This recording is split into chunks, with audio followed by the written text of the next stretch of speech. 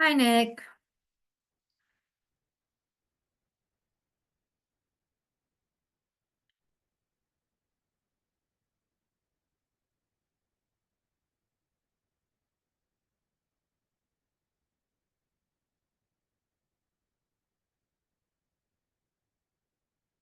I can't hear you. It says you're connecting to audio. Oh, are you up?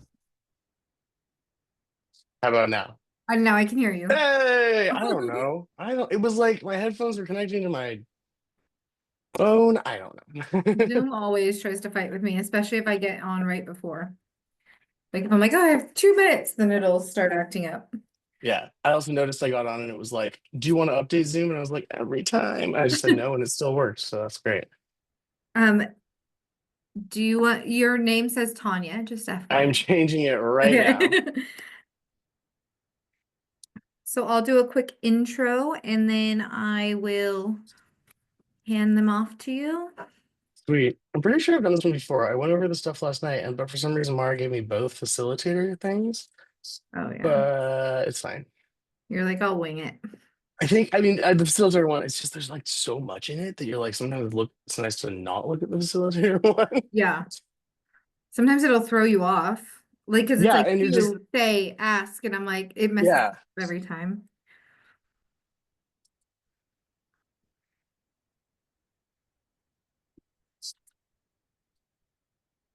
Hi, Brendan.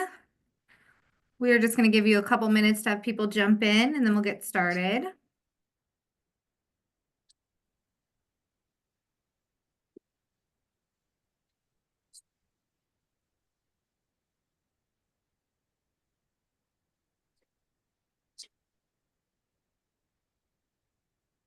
How is everything going, Brendan? Do you have anything you want to share about your success systems, or have you had any wins that you'd want to share? I haven't yet. I just joined yesterday. Oh, perfect. Well, I'll just kind of give you the rundown since you came in on a panel. At the beginning of these Ignite classes, we'll usually share if we've had any lead generation wins, if you've done an open house, if you have a deal going, anything like that, just so that people can learn from each other and have some maybe some tips or shared advice or anything like that. So that's just a quick rundown on that. Okay, great. I like that. Hi, Stacy. Do you have any wins you'd like to share with the group or anything exciting going on? I had a couple conversations yesterday. An old friend of mine, she's going to check her calendar, and we're getting her on the books to schedule a meeting with me so we can discuss a little bit further. And another one that I used to be in a business networking group with, we're going to because she has a business as well, and so we're going to sit down and have a conversation about our joint businesses and whatnot. So I had some, it's not very usual that I actually get a person on the phone and I'm able to schedule meetings. So that was a good thing.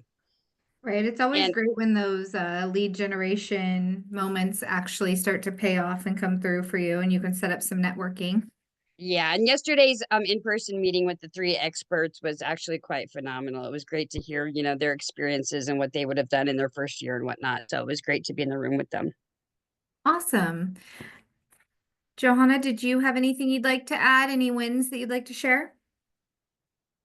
Not too much. This morning I was working with some letters and tried to get some emails. Nice. So we are going to have Nick West, who's a realtor out of Eugene, join us and go over following up with leads today. So he will be, so that lead generation you're doing and those capturing those contacts, he's going to kind of show you what you do once you already have called and introduced yourself and how to follow up with them. So Nick, I'll hand it over to you and let you take over here, and I'll just stay on and let people in for a couple minutes if they show up in the next few. Cool. Thanks, Allison. Hi, everybody. My name is Nick West. Like Allison said, I'm out of Eugene Market. I'll tell you a little bit of myself. I started in February 2020, so it was a really, really good time. If you remember, COVID started like that same month, so it was cool. I like got an office, came here, and then they were like, "Bye." And then when I came back, we were in a whole other building, so that was fun. But yeah, I started in February 2020, so this is my 5th year. Actually, it's like my anniversary month right now, so wild. I just realized that. And I my partner was the one of the Ignite PC coaches for a while, and now he does my transaction coordinating, and I'm kind of more in the field, so we have a team that we do together. Really quick, where's everybody from? Just so I know. You could unmute and tell me just Sunset Corridor. cool. Brendan? I'm from Eugene.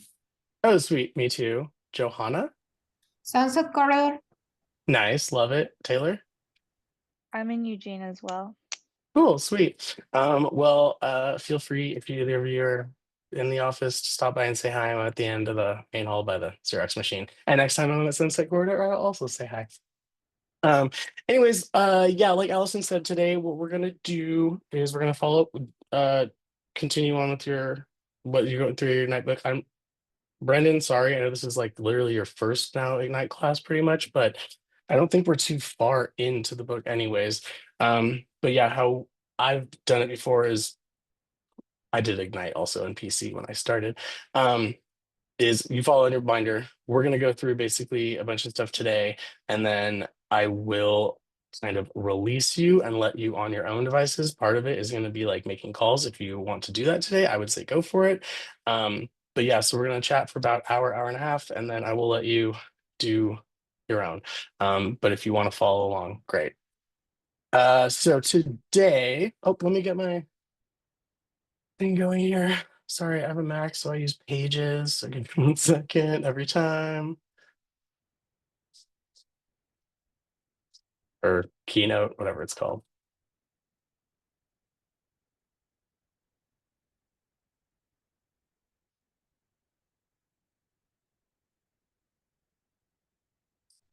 Okay. Can you all see the screen? Great. Well, hopefully nothing else happens because I don't know how to get out of it. Okay, so today we're going to talk about converting possible business into probable business. That's our goal with that, and talk about some following up of leads. Oh man, my slideshow. Sorry, you're all going to have to bear with me. Okay. So here we are. We're at course number 11. I have to figure out how to change my slides. There we go. Last class, you guys discussed lead follow-up, communication, and opening the door to two-way communication. Today, we're going to talk about what happens next once you get a response from your lead and where you kind of go from there, right? After lead generation is lead conversion, which is one of the most important business critical activities you need to master, right? Because if you don't have appointments, you won't have any sales and deals from that. So it's one thing to have like 5,000 leads, but it's another thing to actually get in touch with any of those leads and have that go anywhere. Also, just so all of you know, I tend to kind of just like go and chat, right, and keep going. If you have any questions, feel free, like pop in, raise your hand, any of that. My screen is full, so I don't know if I'll see the chat up front. So just feel free to like I said, raise your hand or just interrupt me. Don't, it's not bad. Today, what we're gonna do. There we go. Today's agenda, we're gonna go over lead conversion. Oh my gosh, we're gonna go into lead conversion, and then we're gonna convert a lead to an appointment. We're gonna talk about improving your conversion rate, have a recap, and we're gonna talk about the daily success system.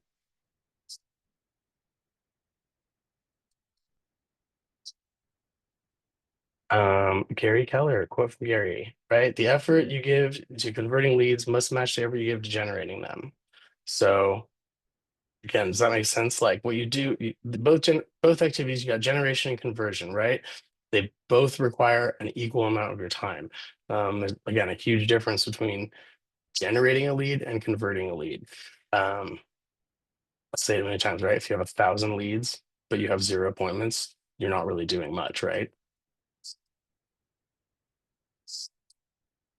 So converting a lead to an appointment is a process that can happen quickly, although in some cases it can happen really slowly. Like I've definitely been in a deal where it's 2 years down the road, but as long as they're going to work with me, great, I'm happy to help, right? The book Shift tells us that consistently getting every possible appointment from the leads you generate isn't complicated, but it does require preparation, practice, and purposeful action. This starts at the top of the model with capture. You have to capture the correct information and enough information to be able to contact the person, right?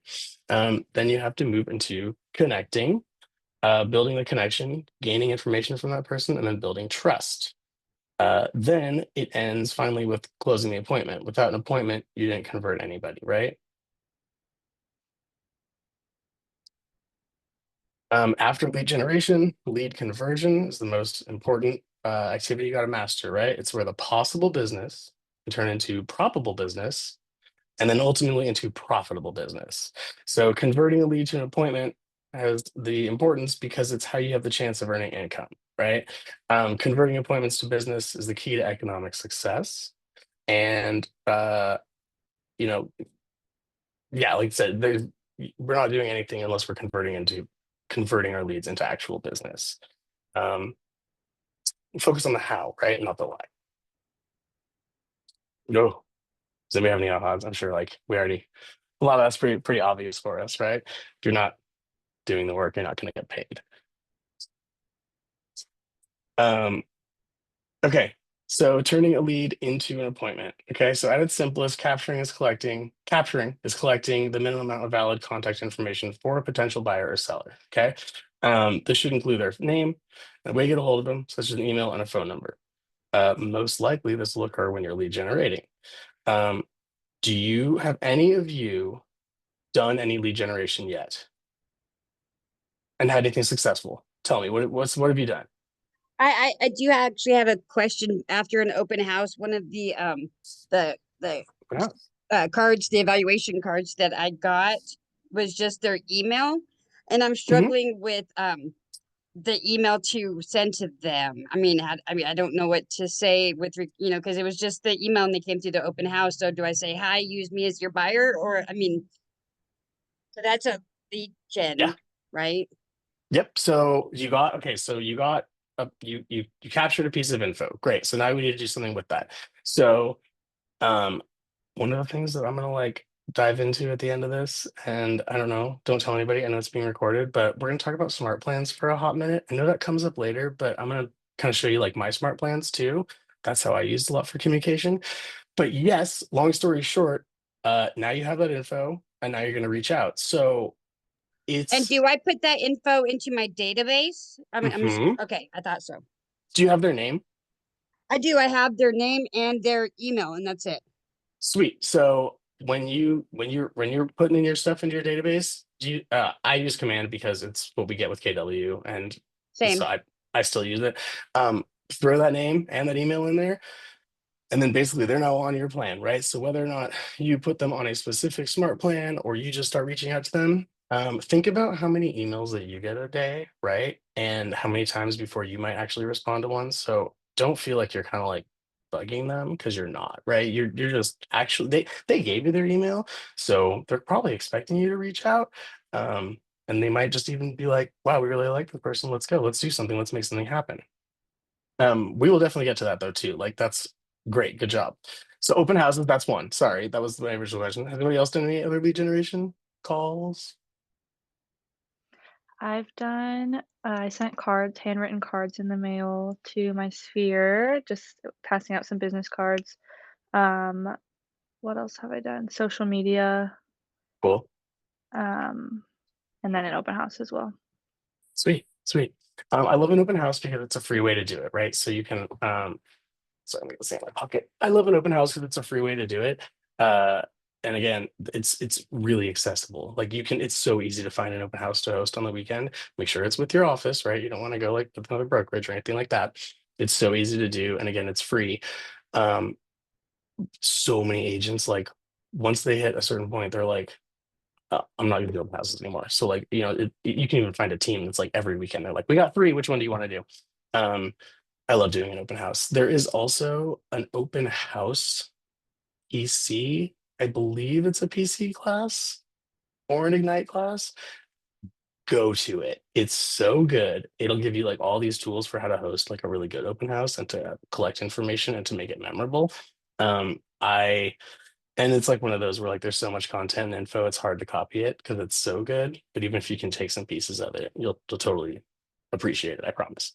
Yeah, they're like again, open house, great way to capture leads. Social media, people use social media all the time. Mailers, flyers, people use those. Just off of for sale signs.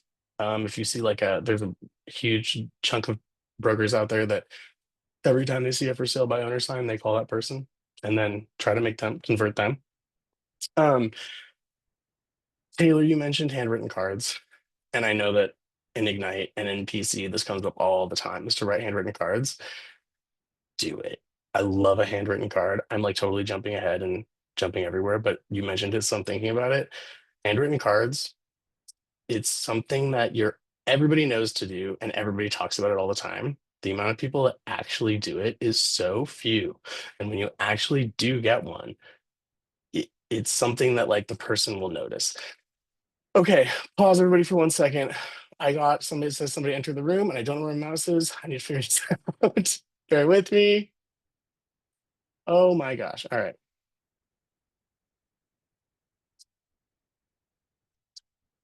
Wow, so cool. Look at me going, not knowing how to work Zoom. Ah. Okay, we're out. 1 second. Okay, I think we're good now. Sorry about that. Hello, Svanizda. How do you say it? All right, we're back in. Boom. Handwritten cards. Again, we'll talk about that later and ask me questions, but like literally at my desk right now, I have a bunch of return addresses. There's a pack of 48 birthday cards. And here's like 50 thank you cards. They're right next to me. So let's talk about that later. Bring that back up. Okay, when you're capturing a lead, it's important to know what you're going to say before you start conversion. Okay. There's a right way to ask for something and a wrong way. It's easier to just in your brain go, hey, what's your email address? Okay. But what a better question is going to be is, and sounds more like you're coming from a place of help, is going to be, if I were to contact you, what number would that be at? Right. If I found exactly what you're looking for, how would I show it to you? If I found out information that you're wanting, how would I get it to you? And then you're kind of letting them be like, oh, this is my email, this is my phone number, right? So the first step to capture, if you have a system in place and you capture at least your database, then you can move on to continue to cultivate the relationship, right? All leads you get might not be ready for an appointment. So your goal is to then gain the mind share that they have to continue to stay top of mind and in close proximity to them so that when they are ready, that they think of you. Really smart person one time told me that people forget about you after 21 days. Okay. So if you can, that's like kind of the part where it's like, if you stick in somebody's mind every 21 days, then that's how they remember you. If you hit that 30-day mark, they're not thinking about you anymore. Yeah, like I said, one of the big things is to come up with a system, to come up in place to figure out how to stay and connect with that person. Oh, here's the conversation right there. So if I were to contact you, what number would that be? If I found out exactly what you're looking for, how would I get a hold of you, right? Moving on to connect. So the second step is connect, right? Connecting is about laying that foundation for that working relationship, okay? Staying top of mind. What is important during this step is to listen. People have a way easier time talking than listening. So practice listening skills. To then ask good questions based off what you've heard, right? To offer solutions. So there's like a huge aspect whether or not giving your opinion versus offering a solution. And then to keep the conversation focused on that person, right? So like if you meet somebody, like I said, it's so easy to be like, oh yeah, I love doing this. I do this. I think this. But to flip it around and be like, what do you think of this? How do you feel? And then that lets them know that you're like thinking about them, right? When you communicate and connect with a lead or a person, keep in mind the best practices, which is to embed your value in the proposition, right? So make sure that you know, what's funny is like we're all brand new to this, right? And we're all like, who's an expert? You're already an expert just by the fact that you have your licenses. We're all experts now. We know way more than most people. So like, don't have that moment of being like, well, I'm not really sure if I'm like the expert. You are. You know, you're the expert. Um, embed your value in the position to position yourself as the local expert, right? Role playing practice. So it's tough to role play and practice conversations. It is. But if you can find a buddy, I would say like if you don't have a lender yet that you work with, find a lender. If you don't have a lender at all, look for a new lender who's also hungry, right? A lender is a great person to role play with because you're not in the same office, you're in the same field, but you're not connected like that. And it's just a way to build relationships too. And lenders are always like us, they're always learning, they're always adding hours. Find a lender, they're a great person to role play with if you don't have somebody in the office. To build and have your confidence, role play, knowing what you're gonna say, right? When somebody comes up to you and says, how's the market? You don't want to be like, good. You kind of want to like have the conversation ready to go, right? Practice conversations, know the market data. Every week in your email, you get market data. Actually look at it. You kind of forget to look at it, and then all of a sudden you're at Costco and someone's talking to you about it. You know, it's really easy to just like, yeah, I know it, but actually just look at it. Like I said, there's so many ways to. And then know the outcome that you want to have when you start the conversation, right? So you use the questions to lead the conversation to how you kind of want it to go, right? So use backward design when you're thinking about your communication. Think about the intended outcome before starting it. So you're like, okay, so I'm meeting this person right here. What I want to do right now is get their contact info.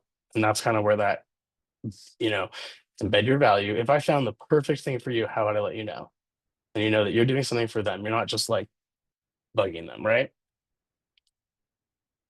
6 connection questions. Ooh, I'm going to pull this out too because I literally have this here from my last time I taught this, and I pulled this out and I love this. If you have your guide, go to it, right? So connecting is more than just small talk, right? Your communication should seek to answer 6 basic questions, okay? Who is this person? What do they want? What do they need to do? Where do they want or need to do it? Why do they want or need to do it? When do they want or need to do it? And how do they plan to do it? So these questions help whoever you're talking to like open up. You're not asking none of these questions. The answer is yes or no, right? They're not one answer questions. These are all questions that when you ask, this person has to kind of like explain to you and open up. If you take time to plan out kind of like your framework of the conversation, just kind of know where you're going. Not with like scripting, but with like talk tracks, right? And role playing and knowing that these are the answers you kind of want to seek, it'll be easier for you to also outwardly talk to that person. And like I said, come from a place of helping versus you're just like small talking with them. Practice conversations. If you practice it, it'll make it feel way more natural. Then it'll make it feel like you're intentionally connecting with the person. And then you can also qualify this person at the same time. So there's a lot of times where like when you're kind of, first, I don't want to say when you're first starting out, but there's times when you get so excited when you're talking to somebody, but then you don't really like qualify them. And you don't want to, I don't want to say also waste your time. It sounds rude, right? But you don't want to, there's a certain energy that you want to put in. And if you know this person is like, sweet, I want to buy a house, but it's in the next like 2 years, that's a different conversation than you're having versus I'm ready to go. I'm looking for a lender. Can you help me? Right. So when you ask these questions, you also help to qualify that person. I definitely like, got a phone call one day, spent way like an hour and a half talking to this person, sent them to my lender, and then the lender talked to him for an hour and a half, and then we were both like, oh wow, this is never going to happen. That was just like they were bored, I think, one day. And it was probably my own mistake for not actually qualifying them as well as I should have, right? I just got excited and we're like, yeah, let's go, let's talk. And then have any of you talked about Ford method yet? FORD? Okay, write this Yeah, down, right? a couple Oh, yeah. times, Okay. yeah. Okay, cool. Great, great, great. Yeah, Ford. So use that. If you don't know that one, Brandon, write this one down. Ford, family, occupation, recreation, and dreams. Okay. So it's a great way to have a conversation with somebody and have them open up to you. Tell them about your family. What do you do? What do you do for fun? Where do you go? Do you go camping, right? What are your dreams? What do you want to do? It helps that person open up. It's not a yes or no question. So family, occupation, recreation, dreams. I think of that all the time, especially when you get like a lead phone call. It's like write it down like on the piece of paper with your notes. Boop. Ba-da-da-da. Okay. Um, Going also with your conversations. So, and like I just said now, like take notes. I love whenever I'm on a business phone call, I'm taking notes, right? I have a well, I'm a pen and paper person. I upgraded to a Remarkable tablet, which is like a little computer tablet. And I'm like always writing that stuff down. And then as soon as I get the chance, I will put notes from that conversation into my CRM, my command, uh, because then I can remember that conversation that we had so that next time we follow up, I can pull those notes up, right? It's a great way to like set a task tracker and be like, okay, so they mentioned this. Well, let me put in there that we're thinking about doing something in March. I'll write that in the notes and then I'll also put it in my task tracker, which is also connected to command. So it reminds me to even ask them about that or bring that back up. So yeah, document your conversations and their outcomes in your database after you talk to somebody, right? Keeping a strong record of communication will help you know how to move forward and how to come from contribution in the future, right? So that's how you kind of do that too. So when you're again, not just calling to be like, do you have anybody who wants to buy and sell a house? You're calling and you're coming from contribution, like you're helping, you're remembering a conversation they had before. You're like, how is this going? This thing that we talked about last. Yeah, and then it'll help you assess how to prioritize that lead as well, right? So when you're having that conversation, again, you're kind of like vetting that person, categorizing, are they like a cold lead? Is this like a I need to just chat? Is this a hot lead? Do I need to like literally call them next week? This all comes up with that, right? Does anybody have any questions really quick about that? Any of that? I'm just, like I said, I'm just going. Okay. You can't know or predict when they will come to you with a decision, but if you're reconnecting with them in a systematic way, you'll have a great chance of being there when they do. Okay. That's when you'll be able to close for an appointment. So, right there, kind of like everything we talked about so far. So, this cultivating, you don't know necessarily, you might know, but you don't know necessarily when this person is going to actually like want to, so to speak, pull the trigger and make a move and start happening. You want to be the one that they talk to or think about, right? um and that kind of goes to that when you're reconnecting in a systematic way, you'll have a good chance of being the one that they think of, right? If you're talking to somebody and have an amazing conversation January 1st about selling their house June 1st, and you're like, yeah, I'm thinking about it every day. I know they're going to call me. And you let 5 months go by, I guarantee you they might still call you, but I guarantee you they will have had the conversation with somebody else. Somebody else will have been brought up, and that person might end up being the one that they're thinking of at that moment, right? So again, like I said, if you're doing it, if you're reconnecting in a systematic way, you'll have a chance of being the one that they think of. To keep mind share, to use what's called a touch campaign. So I don't know if you guys have gotten there yet. You use a touch campaign to stay in communication and cultivate the relationship until they're ready, right? In Ignite, you've learned about touch campaigns already. So there's 19 to connect, 1 to cement, and 36 to convert. You can leverage these to stay in mind share with them, right? As you start implementing your touch campaigns, you can always change them up and make your own to fit your own business needs, right? It's recommended that you start with like the ones that are kind of tried and true, like a 36 touch campaign. If you can do it, there's very few people that can actually do it. Truly, Mara is one of them. Like, it's crazy how many letters I see her writing, and Mara is one of the few people that I know that like actually does a 36 touch, and she has it down, and it's like she will make sure that she stays top of mind. She will reach out to that person 36 times in the year, and she'll make it happen. Whether it's like, well, she has a little system, whether it's like phone calls, texts, emails, postcards, events. But yeah, if you use like some of the ones, any of the ones that are built into Command, there's definitely succeeding in there, right?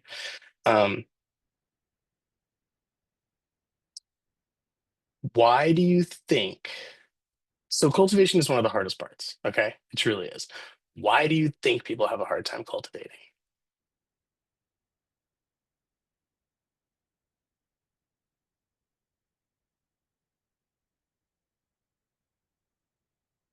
Okay, the answer is basically because it's hard. So we're all kind of like, everybody has their like opinions, right? And their thoughts. And there's like a thing that can or cannot be true depending on where you bought in your car, right? But people say used car salesman. You don't want to be a used car salesman. You don't want to be bugging people, calling people, and hassling them. And a lot of times, the reason why cultivation can sound so hard is because you feel like you're bugging people, right? Because you know that you're calling them to get a lead and get business. If you come from a place of contribution, or just stay top of mind with other ways, like it can go from like a happy birthday, you're not asking, but you're still staying top of mind. That's why a lot of people have like struggle with cultivation. A lot of people will they'll get their CRM going, they'll start putting in all these contacts, blah blah, they'll get it going, they'll be like, look, I got 150 people in my thing, and then they just sit there and they're like, well, I know this person's thinking about me and I posted something on Facebook, but you have that hard time of being like, okay, now I'm actually going to reach out to this person or touch this person somehow, right? Agents struggle because they don't have the right system in place also. You let the lead slip away, and then you get disappointed when they went with a different agent, okay? Or you can let the lead slip away, and then you're like, dude, I haven't talked to this person in 3 weeks, and now I feel weird calling them. Like, they haven't called me, and I feel weird to call them after 3 weeks. But if you have a system in place, you can either like force yourself to do it with your system, or right, like just stay on top of mind that way. Know that like you're not, like I said, you're coming from a place of contribution, you're not bugging them. Yeah, so you don't want to let a lead, especially a good one, like slip away to something, especially if you've invested in it as well. It can kind of heartbreaking when you see that. I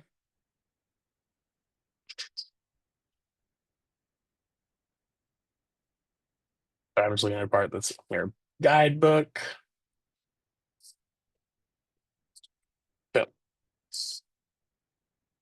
Closing lead is when you ask for the appointment. Okay. So think of it in this framework. So you got capture, connect, cultivate, close. Okay. You are concluding one conversation and seeing if there's a new one to take that place, right? It's most of the time your responsibility to ask for that appointment also. A lot of the time, you make a phone call, be like, okay, cool, bye. Versus actually like asking, should we meet up? Should we talk more? Okay, do you want to follow up with this? And a lot of times people are just waiting for you to do it. Like they're literally waiting for you to say it. Just like the touches you use to stay in emotional proximity, they have varying degrees of effectiveness, right? So you can send a touch in a text message, in an email, phone call, or in person. Which one do you think is the strongest and most effective one? Text, email, phone call, or in person? In person. Probably in person. What do you think is the least effective? Email. Email. Yeah, totally. Okay, cool. So yeah, least effective is in writing. So I would say an email is probably the least effective, and text, phone call, and in person, right? Phone call and in person one are going to have the best effect on your conversion because you're actually making that face to face. If you can, that same smart person that told me people forget about you in 21 days said one of their best ways to build a relationship when you're doing like a reconnect with an appointment is to break bread. And so that's basically to have lunch with them, right? Do something over food because you're relaxing, you're kind of opening up. It can add up, like if you're buying lunch for everybody all the time, right? But just even like a coffee, just being like, just sitting in a place where you can like relax and you know that like if you're gonna be like, okay, let's meet here for 5 minutes versus if you know that you're gonna like go to a restaurant or somewhere to sit down and break bread and chat, you know that it's gonna be a minute, right? So that you can break those walls down. You're not just going in and out, right? You're not like just busting through them. You're actually like, no, I want to hear what you have to say. I want to be here with you.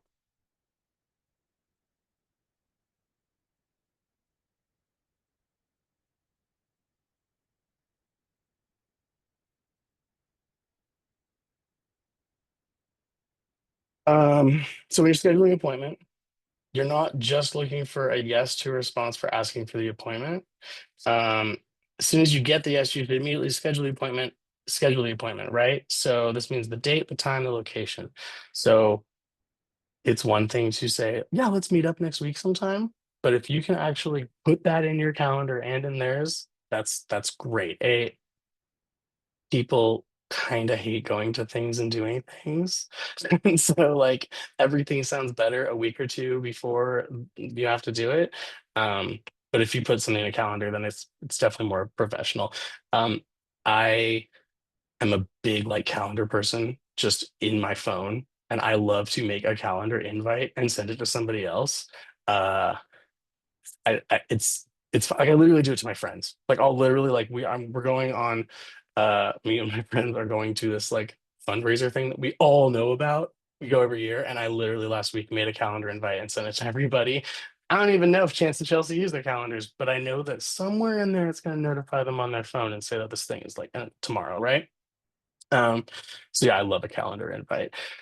Calendar invite also is a great way. So, and this is like even like something with like a person who's kind of close or a friend, right? Instead of saying what's your email, when you do a calendar invite, you're like, oh, let me invite your calendar. What's the best email for you? Sweet. Now I got it. Put them in your CRM. Um, also depend on mind the location where you're going. So like when you are going and you do want to talk business, like don't go to a like loud ass bar. Like do go to somewhere that is like where you can actually like communicate and look at the person and talk with the person. Um, and kind of keep things on track, right?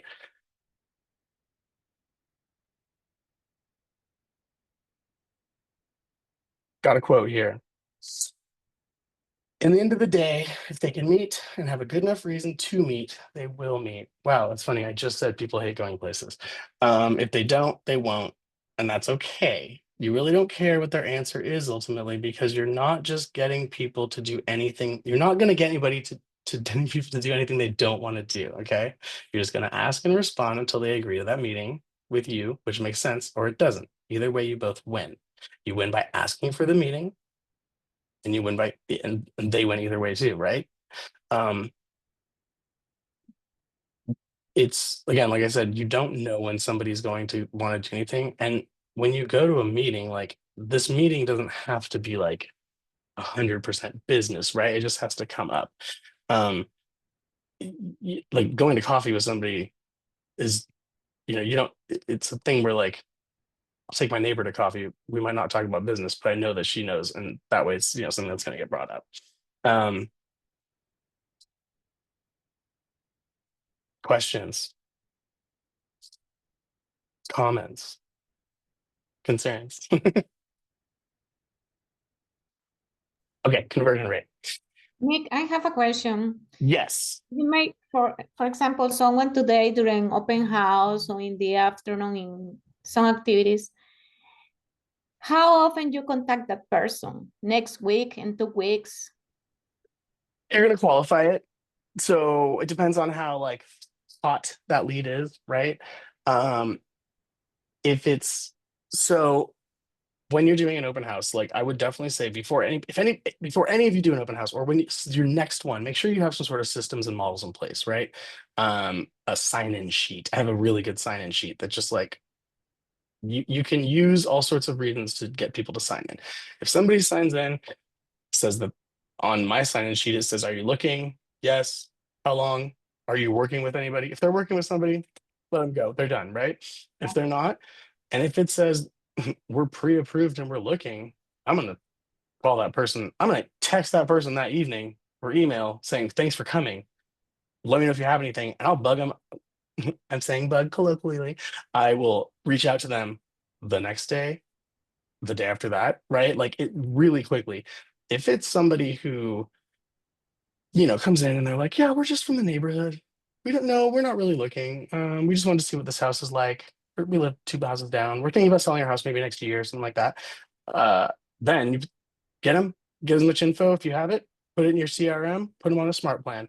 Send them a text every month, right? An auto text, an auto email, anything like that. That's kind of how I would gauge that, right? So if it's like if your friend calls you today and says, "Hey Johanna, I want to buy a house next week," and leave you a voicemail, you're gonna call them back today and be like, "All right, let's get it going," right? If you get one, I guess either way you're gonna call back today. But if you get one that says, "Hey Johanna, my friend told me about you. I would like to chat sometime." Great. Now you're in, get that appointment going. And then, like I said, gauge from there how quickly you're going to go. But I have people that I have in my command and in my CRM that are, I don't know. I don't even know if I might have talked to them one time. And okay, this is actually a true example. I have somebody in my CRM who I went to high school with. Okay. We were not friends. Ran into them at Safeway. I was like, oh, I'm a realtor. Great, cool. I found them on Facebook, friended them on Facebook. And just like posted a couple things. A month later, they were like, hey, I'm thinking, I'm thinking about buying a house, right? I'm seeing where I'm at. Got them their email address, texted them and said, hey, I'm gonna introduce you to my lender. Reached out to my lender. It's not gonna happen. Maybe in a year or two, right? But that was great. He reached out, said, I'm thinking about it. That person I haven't talked to in a year, and I put them just on a touch campaign. They were just getting my standard emails, just reminder, monthly outlooks. And like 3 weeks ago, they texted me and were like, hey, cool. I got your most recent email and I think there's a house for sale that I want something. Let's talk to Lauren again. Goes and talks to Lauren. We're pre-approved. We're now shopping for houses, right? And that was just, I talked to them one time actually. And it was like a really cold lead. I didn't see where it was coming from. And I knew that it was like, well, maybe in a year or two. So I just kept some early light contact. And then now we're like, so the minute they said that, I was like, all right, let's get it going. Ramp it up. Now let's see where we're going. And so it's kind of like that. So you just have to kind of gauge it, right? Vet them for what you're going to do. Got it. Long, over-winded story. I'm so sorry, but I want to give an actual example there. Okay, yeah. So now we're going to dig a little bit deeper into what a conversion rate actually is, and like if you want to track those numbers, right? Some people are very much number-oriented people, and if you're doing it right and you're putting every lead into your CRM and actually tracking everything right, then you can know what your percentage of conversion rate is. Your conversion rate refers to the percentage of leads that you ask for an appointment to those that actually give you the appointment. Okay. We're talking about conversion lead for appointment. There's also conversion lead for like deals and sales, but that's a different number. We're talking about for appointments. So example, if you ask 10 leads for an appointment and you get 8 appointments, you have an 80% conversion rate. Okay. Your ultimate goal is to increase your skill so you can convert at the highest percentage possible. The higher percentage you convert, the more leads you have converted to appointments. If you're converting at a low percentage, this should tell you that you have a conversion challenge. The challenge is not the number of leads generated, but your ability to get the appointment from the leads. Does that make sense? Okay, cool. Sometimes people base their lead conversion off the total number of leads in your database. Sometimes people base lead conversion just on the leads that are being cultivated at the current time. Okay, so I have hundreds of people in my database, but it's because I put in everything from this in my phone. Some of those like is a business, right? So I'm not going to count that. So my style is I would use my conversion as my active, what I'm doing right now. So like I have, say I have 10 active buyers or sellers. and then I'm going to try and make something happen from that. If you obviously are doing it a different way, like in a retail sense, like I do come from retail, so it was very like 1 to 2%. If you're doing it that way, then just know that your number is going to be way lower, but your goal is to always make your number higher, right? So if you have 1,000 people in your contacts, but you get 5 appointments out of that, that's good for you. Great. Like keep that right. So, but you always want to make your number higher. Actually, if you have 1,000 leads, you should probably have way more than 5 appointments. But yeah, okay, I'm going to call on some people really quick. Taylor, do you use Command? How many people are in your Command, in your database? Right now I have about 50 contacts. Cool. Johanna, how many do you have?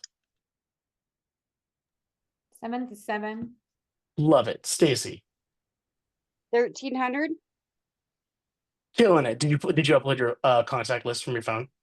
Yeah, I just imported everything from my phone, and I've had that for quite some time with my 2 past businesses as well. So Yep. Brendan, one. Have you logged into Command yet? Yeah, I got it all taken care of yesterday, and went through my phone, and I got 60 people in there that I'd be comfortable contacting about it. Sweet. Chenizda? Oh, you're muted. We can't hear you.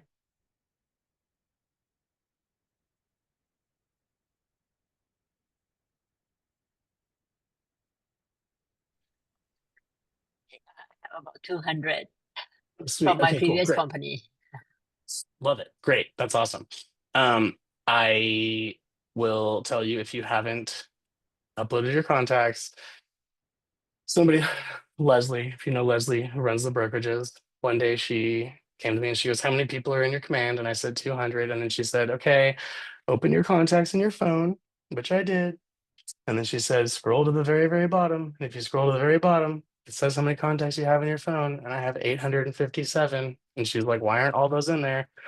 And I was like, well, some of them are closed Hollywood videos that I used to work at. And she said, well, delete those and put them in, right? So I will fully admit that I did that like 3 years into my thing, and then was like, okay, well, that was probably something I should have done 3 years ago. So I do recommend that if you're going to do texting and you're going to do automated stuff, make sure you check against the do not call list, because there's people in your phone who you probably haven't talked to in forever. And I do have people I used to run an Apple store, and I had like customers in there from Apple stores that were just for like some weird reason that I had to call them from. And so when I transferred that, I was like, let me maybe not hassle those people from the Apple store I worked for in Corvallis. I mean, you know what I mean? Like that person does not know who I actually am. Yeah. Questions? We're good. We know what conversion rate is. Okay. Let's talk about ways to improve your conversion rate. Good job. Okay. Once you understand what conversion rate is, you can move from you can actually move on to converting, right? And growing that, right? This is when you have to get more purposeful in improving your conversion rate. Okay. Gaining insight and getting more purposeful will ultimately bring you more transactions. Some activities you engage in to improve your conversion rate might include time block for lead conversion. Okay. So time blocking. I love to hate it, but I won't tell you to do it. I'll say, if you are a person who can time block and wants to get there and force yourself to, like I have, it does help. It really does. Time blocking, if you don't know, is literally you're just like, okay, I'm putting in my calendar from 10 a.m. to 1 p.m. is lead time. I'm only working on leads. I'm not going to feed the cat, and I'm not going to distract myself with my website and working on that, right? Do it.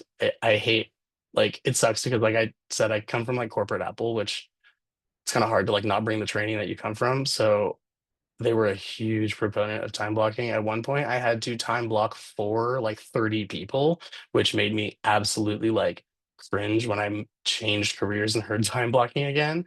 But now I just have to do it for myself, and it's way easier. And I'll slip. I'll be honest. But at least I try to use my calendar as much as I can and actually follow through with it, and then treat myself with a little award when I get it, right? Which is probably not the best way to do it, but whatever. conversion systems. So again, like if you're using convert conversations and systems to do it, you practice the conversations, you practice the dialogue, practice asking for the close, practice your buyer and seller presentations, building relationships. That's how you get conversion also, right? So being the person that they're thinking of and knowing the answers, right? Don't neglect part of your database. Okay, reconnect with everybody. To be vulnerable for a minute, one time early on, I had a really good friend. I have a really good friend. She's a great friend. We're still friends. But basically, she totally like bought a house with not me. And I was like fully crushed. But at the same time, when I like let that out and was talking to somebody, I was like, yeah. And they were like, when was the last time you talked to her? And I was like, 2 years ago.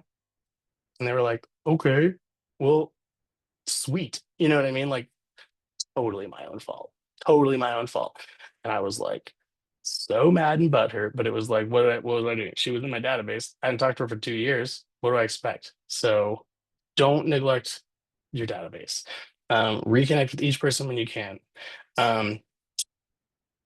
Conversion activities are not just for leads, they're also for your sphere of influence. I know you've talked about your sphere of influence, the people that will always use you. You want to stick top of mind to them. They're the ones that sell you also. So don't forget about them. I would have literally told you earlier on, because I didn't quite get it, that that person who bought that house, somebody else, was in my sphere. Like I would have fully been like, oh yeah, they're talking about me, right? And like that's how off I was because I wasn't actually cultivating with my database. Come from care, come from curiosity, come from contribution, right?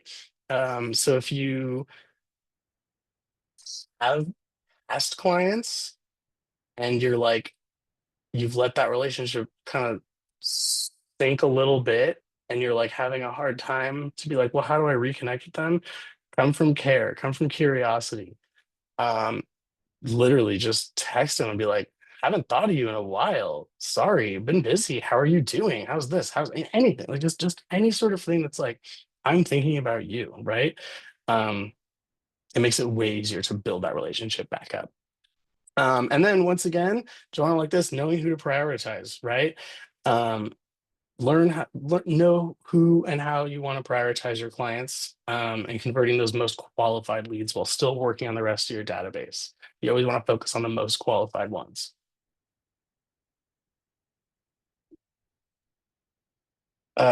This is lead conversion model. We know it. Capture, connect, cultivate, close. Okay. Every lead has the potential to turn into a business, and you have already learned that there's no bad leads. Okay. With this model, you know how to capture the appropriate information so you can connect with the lead. You connect to assess the needs and establish a relationship. You cultivate the relationship. Okay. Not nearly all people are going to be ready and be converted directly to an appointment. So this is where like you use touch campaigns to stay top of mind and cultivate and build on that relationship. Okay. And then somebody's at my office, I'm teaching. You close by asking for that appointment. So you're in control of the ask also. Like I said, that you can call people, talk to them, and like be like, okay, bye. And then be like, shoot, I didn't get the appointment. But you're like, I didn't ask for it. And good chance if you're connecting and cultivating and you're closing on that appointment, you're going to get it. Questions?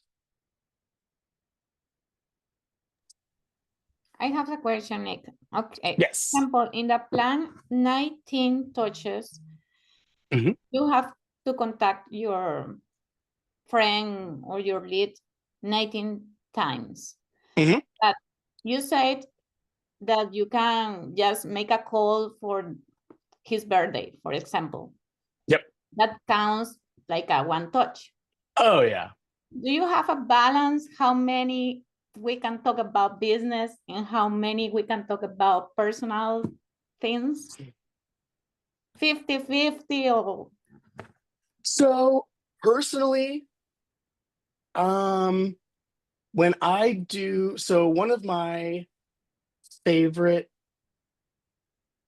okay, you know what? I'm going to write this down and then we're going to get to this. But I would say quickly, kind of like about 1 second. I'm gonna write this down because I want to touch on this again when we get to something else.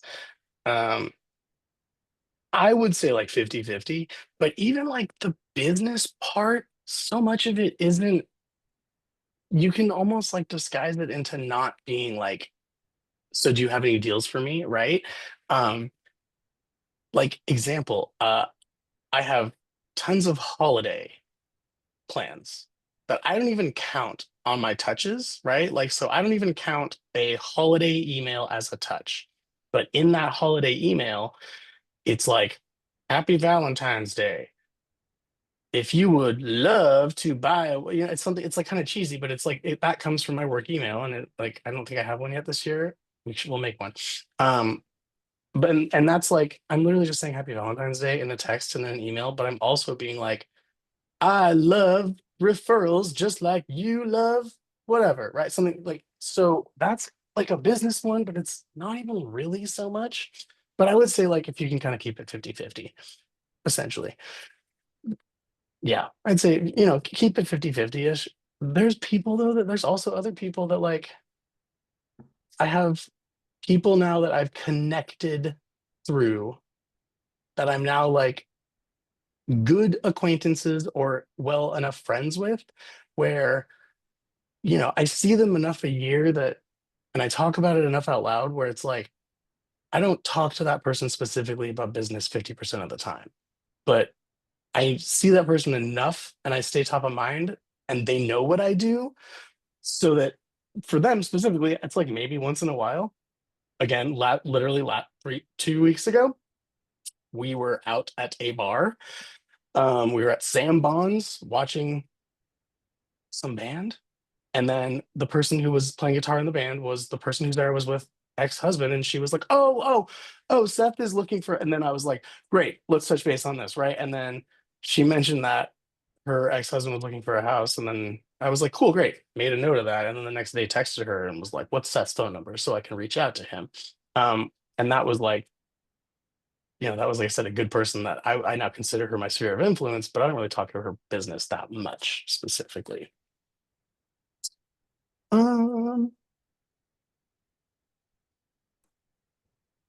Sorry, time check, 1 second.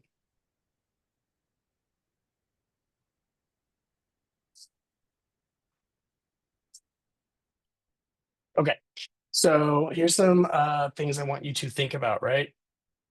Each time you do an Ignite and you grow from how you think of it, and think of this every time you take a class, okay? The thing about real estate that I've noticed is it's never the same. Like it's always changing. I was in a meeting one time and Terry DeBose, who's down in the office, she's been in it for 20 years. She's like, oh, well, it's changing again this time. And I was like, well, I've been in it for 4 years now. And this was a year ago. And I was like, I feel like it changes every year. And then she looks at me and she was like, well, like in 2012 and 2014 were probably the same. And I was like, cool. Okay. So 2 years were the same in the last 15 years. Sweet. Love it. Right. So, think of these right here every time you take a class, not just with Ignite or PC, every time you take a class, right? Think about how your thinking has changed, okay? What ideas or mindsets were new to you? The cool thing about being in this business and the cool thing about being at Keller Williams, and this is not just me saying this, there's nothing written down that tells me to say this. We're all in competition with each other, right? We all know that, but like nobody is going to hide something from you. And I'm going to say everybody, but I'll say for the sake of the 1% that won't, almost every person you talk to and you go and you say, hey, I'm thinking about doing this. What do you think of this? Have you done this? We're all going to be honest and be like, oh yeah, this worked great for me. This is what I'm doing. This doesn't work for me. There's a huge amount of collaboration in the Keller Williams culture. Example, this right here, like there's this outlined class that I could just be reading an entire script off to you, but because it's like, no, here, this is the base, we're going to talk about this, but like share your own things. Like that's why it's like, okay, great, I'm going to share my own things that's worked for me and everybody else will too. So one of the coolest parts about the business is there's so many ways to grow and learn, and every time you like take a class, whether it's Keller Williams, a PC, and Ignite, a Western title, a Cascade title class, think about what new ideas and mindsets were new to you, right? There's always new things to do and things will stick with you. Think about what you feel differently about and what was meaning for meaningful for you today? I'm not really like a journaler, right? But I'm more like a note taker. So I definitely like love taking notes and referencing back those notes. Um, if something changes how you feel about something, write that down and then hit it again next week and be like, okay, am I still feeling that way? If it was something that was that meaning for you and it's changing how you're feeling about stuff, take it to heart, right? I was invited to a conference down in Sacramento by my lender in January. I don't even know, when was that? Yeah, it was recently, like a month or no, it was right before. Sorry, it was like before Christmas. It was right before Christmas in December, and it was all about kind of like resetting. And it was so cool because it was one of those things where you can almost get overfed classes, and if you wanted to not do any work at all, you could take a class every day for 7 days a week or 5 days a week and never actually do any work, and then kind of get numb to it. But like, what's so cool about that thing that I went to is it really got me. It was like, oh wow, look at these, like, look how I'm feeling with this. Like now, I'm like reset. I'm feeling that it's vibing with me how it went. And I kind of have tried to take into the new year that feeling, right? Of being like getting a reset for myself. This is what I needed, and this is what I needed to make me feel differently about what I was doing before. If that makes sense, it's like very woo-woo, but like, you know what I mean? Like write it down, right? Remember these things. Um, Also, again with notes, if you hit something that gets you, like, how will your behaviors be different than going forward, and what actions will you take, right? Think about your actual actions. Oh, it's really cool to like write a note, a thank you card every day. Great, I love that. You're told to write 10 thank you cards a day, right? This sounds great. That's perfect. It's really hard to do. What actions will you take? One of the things that we went to, that one of the things we had to like make a like promise for, right? At this conference I went to in Sacramento, was they were like, we all know how many thank you cards you're supposed to write. Are you writing 10 a day? No? Cool. You're not gonna do that. What actions can you take? And so I took a step back and was like, you know what I can do? I can write 5 really meaningful thank you cards specifically a week. And I can take that action. And I've now done that for like 2 months now in a row. And it's like, I think it actually probably has helped me a little bit, just in my confidence and getting out there, right? You know what I mean? And it's making me now, after 2 months, being like, okay, now I have to think about, it's Friday. Who can I write a thank you card to? And somebody else, where when I was told to write 10 a day, I would have just given up and been like, I'm out. Where now it's like, okay, I only have one more to do this week, and I will find that person. And it's somebody that I might not have thought of before or even considered. But now I'm like, well, I'm gonna make it happen, right? I sent a thank you card to a person who I knew from when I worked at the mall. I ran into her at the Holt Center.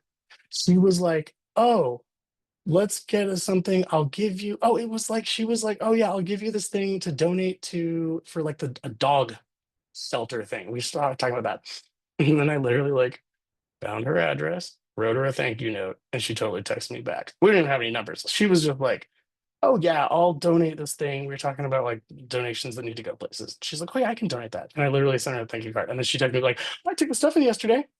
That's really cool. And now there you go, right? And I would have never messaged her that, but I had to like think of somebody. Um, and then I think about the tools and systems that will make you more accountable. Okay, so I have what I call an accountability buddy. I stole that from like a cartoon, but it's my lender. And my lender and I, we're friends, but we talk to each other 3 times a week. So it's a Monday, Wednesday, and a Friday, sometime during the day. And we do a touch base. And it's not friendly, it's purely business. Still call me and go, what'd you do today and yesterday? And I'll go, I did this and I did this, and this is what I'm doing. And I go, what did you do? So if I did this, I did this. And then we go, okay, great. Good job doing that. You said you were going to write 5 cards. You did. Great. I'll talk to you on Friday. Hopefully you made an appointment for this. Cool. And I'll say the same to her. And then we're done. We don't keep it going. We keep it like as professional as we can, like I said, because she's my friend. But it's kind of how we almost keep ourselves accountable. I used to have my partner do it, but like he's terrible at that. So it's like, don't have somebody that you can like be like, yeah, whatever. talk, you know what I mean? Have somebody that's like can keep you accountable and be like keep emotion kind of out of it. And then your systems, I will say there's a million systems out there. There's a ton you can pay for. Being a Keller Williams agent, you already have access to command, which is when I started, it was not what it is today. So use it. It's great, right? It's just like learning any system. It's just its own thing. I run a website for a nonprofit, and I recently upgraded and got a Wix account, which is like that's TV commercials, blah blah. And I was literally like, Wix is this is the worst thing I've ever used. And I've been like, can't believe command is so clunky. And I'm like, well, actually, you know what? I'm using a thing that costs $100 a month for a nonprofit to make a website, and it's like way clunkier than command. So use it. It's great. And for like a CRM, a client relations management, it's nice because it's all integrated. There's an app. You're a KW agent. Before you go spending money on Top Producer or any of those, just give it a try. Like I said, smart plans are great. If we have time, we'll jump into those really quick, which I think we will if you guys want to see. But yeah, think about systems and tools and how they make you accountable. In Command, there's a task tab. I moved the task tab to the very top of my home page. So it's the first thing I see. That's the system that isn't my human friend. That's the system that I use to keep me accountable, is it will literally say, call this person today.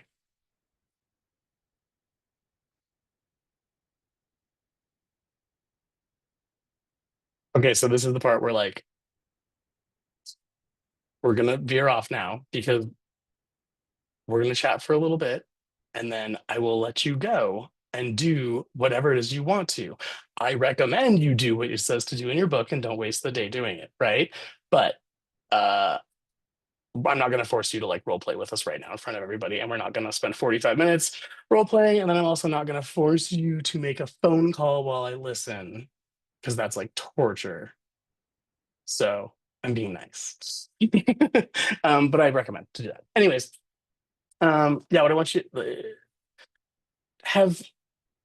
do any of you use like the paper binder with the success system in it? Have you gotten that yet? Are they still doing that? Yeah, okay, yeah. Does it sound, what paper bind? Oh, just the one that's- book? Yeah, the book. Yeah, well, okay, when I had it, it wasn't bound like that. Cute, love it. Mine was a black and white Xerox copy that Mara made. I would move it, do that, right? So after we're done today, since I'm not gonna force you to do an hour role playing, an hour phone calls. Whoa. Oh, there you go. I would jump into your success system, do your conversations, do your contacts, and do your handwritten notes. Again, 10 handwritten notes a day is a lot. The reason why you're being told to do that is because if you do this, you will make a bunch of deals. I promise. Okay, like you will. It's like known success. It's impossible not to. If you have 10 conversations today, add 10 contacts, and write 10 handwritten notes, and do a social media post, that will happen. But you'll also be like, it's easy to burn out, to be honest, right? But do what's right for you, get your goals in line. But just know that like if you can do this and if you can master this, you will make a bunch of deals for sure. Positive. As always, if you're gonna do solicitations via text, check the TCPA. It's kind of annoying, but you only got to do it the one time for new people. And you just don't want to get sued. Right. You don't want to get sued. Yeah. That's my big thing. Let's see here.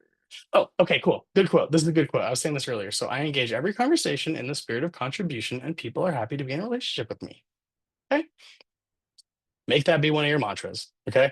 Like I would literally make this your mindset, say this every day, print this like I don't want to say screenshot, print it out, put it somewhere you see it, right? Engage every conversation in the spirit of contribution.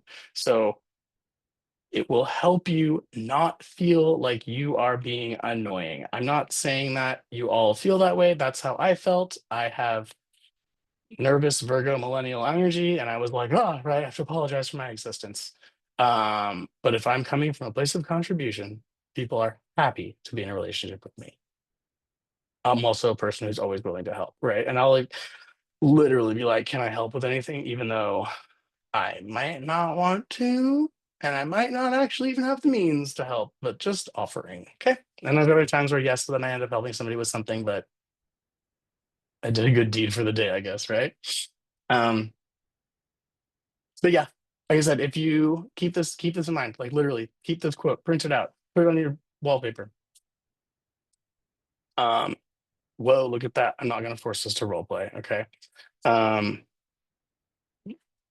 If you have your binder, I would say go ahead and if like work on your list, right? So figure out who you want to prepare to talk to, make sure you maintain those actions and put those people in command. A lot of times you'll go to a thing and you'll be like, okay, we're gonna call somebody and do this, or we're gonna call somebody and then you never put them in command and never follow up again.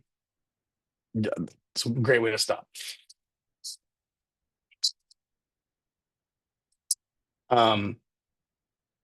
Has anybody done any deals yet? Or are you in any like anybody pending or anything?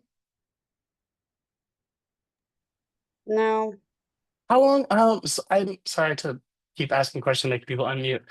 Okay, Brendan, I know you said you're like a day or two in.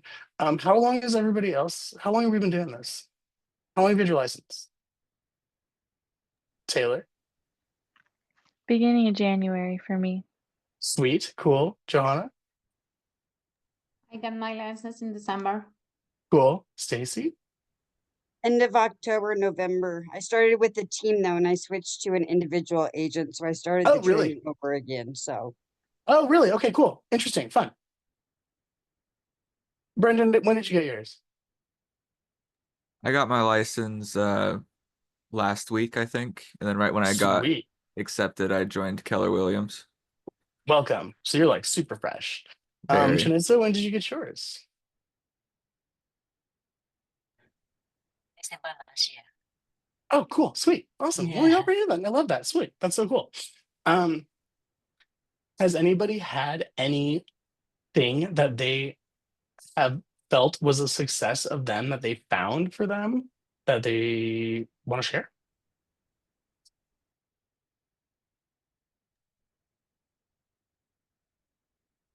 I know it's like kind of putting you on the spot. Can you ask that again or rephrase it? Yeah. What was it? Is there anything that you've done since you started your business that you are like, oh wow, that was a success for me. I did that. Is there anything? I mean, like, has anybody had that moment yet? Have been like, wow, look at me go. I did that. I know somebody said they got an open house and a lead from an open house. I would consider that a huge success. Yeah, I was gonna say hosting my first open house, I was like so nervous. Mm-hmm. So I was like, wow, I did that because it really was nothing to be nervous about and it went No. great. It had a Yeah. lot of traction. And so yeah, I did that. Cool. That's awesome. Way to go. That's so cool. That's so cool. Congratulations. Like, I remember doing my first open house and being like, almost like it was like in slow motion. You know what I mean? Like my back was sweaty. I was all nervous. And then now it's like I literally did an open house for an agent in my office because it's a house like 3 blocks away from my house and I'm familiar with it. And I was like, yeah, I'm gonna do that. I'm gonna do an open house. And it was like so casual and so fun. And it was weird because it's like this weird old funky house that like I knew was gonna be like really busy and it totally was. And just like going through this crazy old house with people, it was like, wow, that was really fun. And I definitely like got contacts from that and like connections. And I was like, wow, that I haven't done an open house in a while. And that was killer. That was awesome.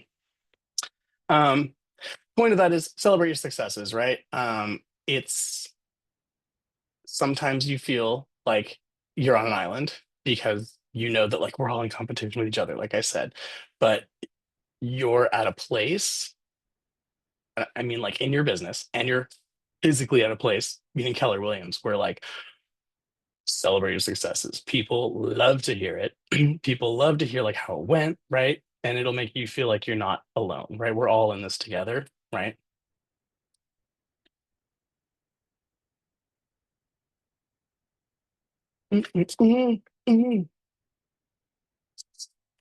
Okay. Command, We all know about Command right there. And then there's Connect. I don't know if this is in your other thing. I'm putting a slide here. Connect is really cool because it has a bunch of stuff now. So if you want to learn how to use Command more, use the Connect thing. Back when I did it, there was like no resources because it was so new. And like even now I'll dive into it to be like, oh, this new resource about my website. Cool, let me figure out how to do that. Your next session is going to be strengthening relationships. And I'm going to like sneak preview that really quick with you, just because that's something that I like to do with my command. I'm going to close this down really quick. And then, okay, so how much have we talked about smart plans? We've gone I'm over some seeing- smart plans briefly in the past, but Okay. nothing into too much detail. Okay, cool. So it's probably like coming up in like the next class or the one after that. So I don't want to like spoil everything, but one of the things that I like to do is talk about my successes, and I'll share my successes. And for you sticking here and dealing with me gabbing on for an hour and a half, if you want, I will share some of mine with you. Which is that I'm not sure who teaches the next class. I'm not trying to like spoil it for them, but it because I believe it has to do with smart plans. But there's a bunch of other things to do as well. So, okay.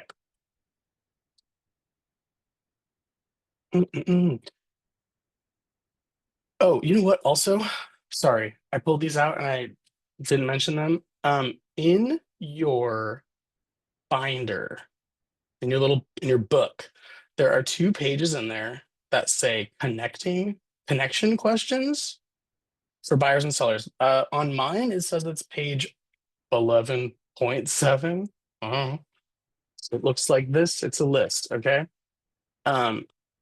If you don't have it, I can scan it and send you this digital one that I have. I literally like was sitting right here on my desk because I am 5 years in and I still use these all the time, especially when I'm making a phone call. It has basically sample questions in there that are open up questions, not closed off. So example, what are you looking for in your dream home? What areas are you interested? What's prompting your move? How long have you been looking? What price range do you have in mind? These are all things that are like sentence responses, right? Not a yes or no. Questions for sellers like what's prompting? What's your time frame? Are you working with anybody?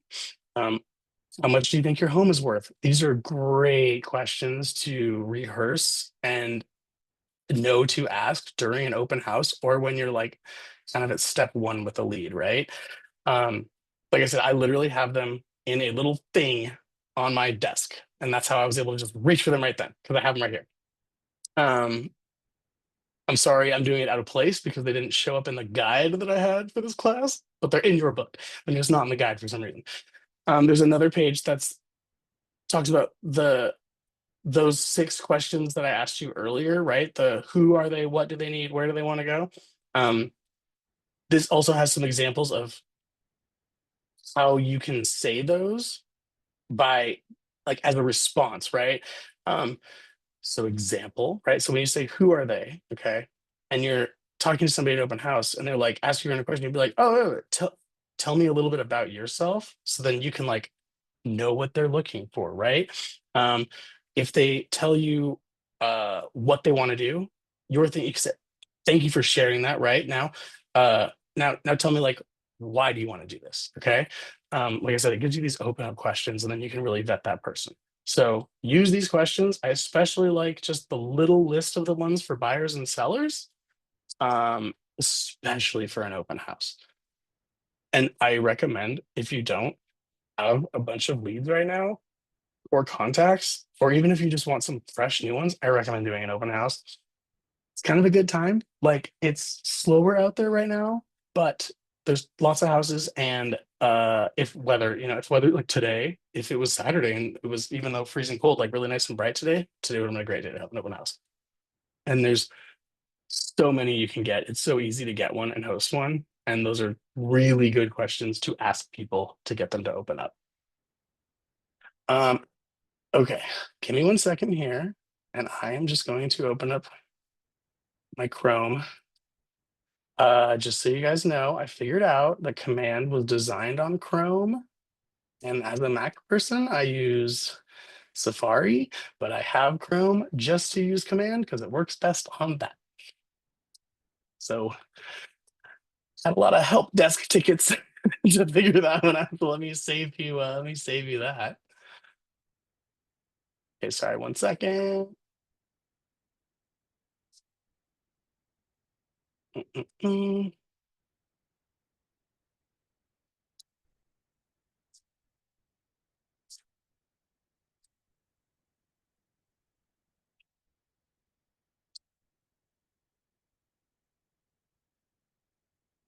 Okay, so oops.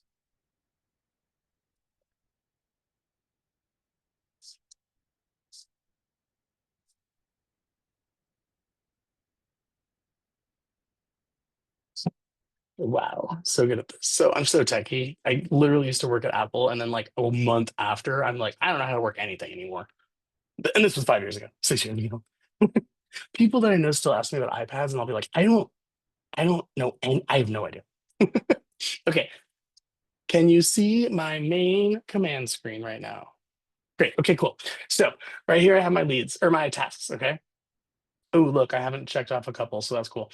I move my tasks. I see, look, you can see I didn't put in my goals this year. Oh, it's only February. I feel not that bad. I didn't put in my goals this year, so I'm a little behind on that, but I still use my task tracker. Um, right here, these are my tasks. These tasks come from things that I've scheduled in Command or from my smart plans. Okay. Example. So birthday call for Chance Ray, my best friend. His birthday was on the 2nd. This is past due, but I did call him. So I'm going to check off I called him. Did I call him? Yes. Do I want to add anything to it? No, because I literally he's my best friend. So I also talked to him this morning. I did do a birthday post for him as well. This is my mom. I called her. I did not do a birthday post for my mom because she does not have Facebook, but I will just archive that. Quarterly call with Aaron. That's my partner. Live with him. Don't need to worry about that one. All right, we go. Quarterly call for Alan Contreras. Alan Contreras is a client of mine who sold a house, purchased a house, and I have him because I see him enough in organizations that I know. I have him on the smart plan for just a quarterly call. He still gets my emails and stuff, but for him, and it's literally due today, I will call him later today, probably tomorrow, and literally just say hi. He's very into bird watching. I'll see if I'll be like, have you gone anywhere to look at birds? And he'll say yes. We'll talk about having lunch. Then I'll see him at my board meeting next week. But that's just keep me in touch, right? So that's my task list. That is built into Command. And like I said, I think default, it might be at the bottom. Move that up to the top. So every time you log in, it's the first thing you see. Smart plans. Okay, so these are smart plans. I love smart plans so much. The tab is right here. Smart plans. What a smart plan is it's an automatic plan that will either send a text for you, tell you to text somebody, send an email for you, tell you to email somebody, or tell you to make a call. Okay. There's tons of different plans out there. I would say the ones to start with right here are these featured ones because these are tried and true and highly rated. And then the Keller Williams ones. Okay. The Keller Williams ones we know work great. One of them, which is the one you should all have, is the birthday plan. Okay. It is pretty easy to find somebody's birthday. Facebook. Here's a fun pro tip for you too. Somebody told me this. I never not do it. Every single time you're having like a meeting or an appointment and you're in the office, or even if you're like, once it starts going, you say, let me see your ID so I can make a copy of it, or send me a photo of your ID, or let me take a picture of your ID for the file. Okay. Now you have their legal first and last name, which you're going to need anyways. Most importantly, you have their birthday. That's literally the only reason I actually do it. I will figure out their first and last name when I'm writing the contract and asking them for it. I don't actually need a photo of their ID, but for safety, why not? And now I have the birthday. I literally cannot tell you how many people get a birthday text or call or card from me. And then they say, how'd you get my birthday? And I say, oh, it was for your ID, silly. And they go, oh my God, you did. Duh. You also sold my house. So that makes sense, right? Oh, in this, if you ever meet Charity Crosby, she's great. She's the one that told me that. She's like, you always put it in the file. The file is your contact in a command. Anyways, the birthday plan is really cool because what it does is that's where you saw those task lists.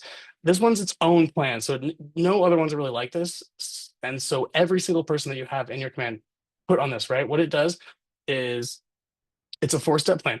So basically the way it works is reverse, right? So 6 days before their birthday, it will ask you to, it'll say birthday card for blank blank. Okay. That is why I have this pack of 48 birthday cards right here, because when I go to the office and I open my smart plan, it'll say Chance's birthday is in 6 days, write him a birthday card.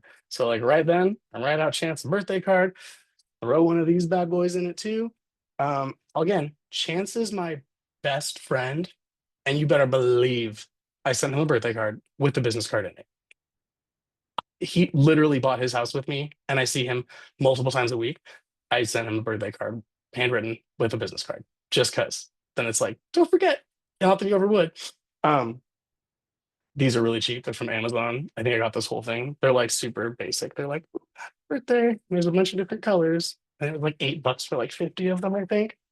Not to say we love Amazon, but yeah. And then what it does is the day before their birthday, it says to make a call. And so then what you do, because you don't, I mean, sometimes you can call on their birthday, but they might not answer because they're busy. So if you call the day before and say, oh my gosh, happy birthday tomorrow, your birthday's tomorrow, they might even be like, oh my God, I got your card, love you, thanks. Great, talk to you soon, bye. Next day, it's their birthday. It'll say create a touch task, which is create a birthday social post. It's so easy. You literally go on Facebook and it says whose birthday is, and you can just, it's like you can pre-filled in. Boom, create birthday post. Or if they're a good friend, I love doing that thing where you like make a little collage with like 5 pictures of you and them and be like, happy birthday, blah, blah, blah. One of my lenders, I use the same lender. Anyway, it's Lauren. So Lauren, what she does is every birthday that she sees on Facebook, she like takes their headshot and makes a birthday post in Summit Funding's website. So like you get tagged in Summit Funding with a picture of you saying happy birthday. It's pretty good. So that's what she does for her post. And then you send a text that says happy birthday. What's cool, we have a thing access called Twilio. Twilio will send texts on your behalf. It does not send them from your phone number. So it's a different number. So you kind of have to like train people that like, that's like, like send thanks to 40404. That's like kind of yours, but it's an actual phone number. And people will reply to it. Like my neighbor was like, thanks. But yeah, so this is every single person should be on this smart plan, right? Johanna, I think we were talking about, or somebody said open house. There's a built-in open house follow-up. This one's also pretty great. It's a 21 day with 7 touches. So that's a touch every 3 days. And this one starts not reverse. So you add them to the plan. Day 1, it says to text them. And again, whether or not you text this one or you have Twilio text, thanks for coming by. Day 2, it says to send an email just to be like, how you doing?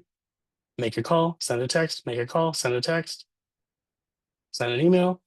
And then if you haven't gotten anything by this, then you add them to another. This one automatically adds them to the smart plan called long-term nurture, which is a less intense 3 touches over 31 days plan,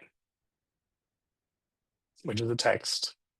A value email, which is like a, do you want any information?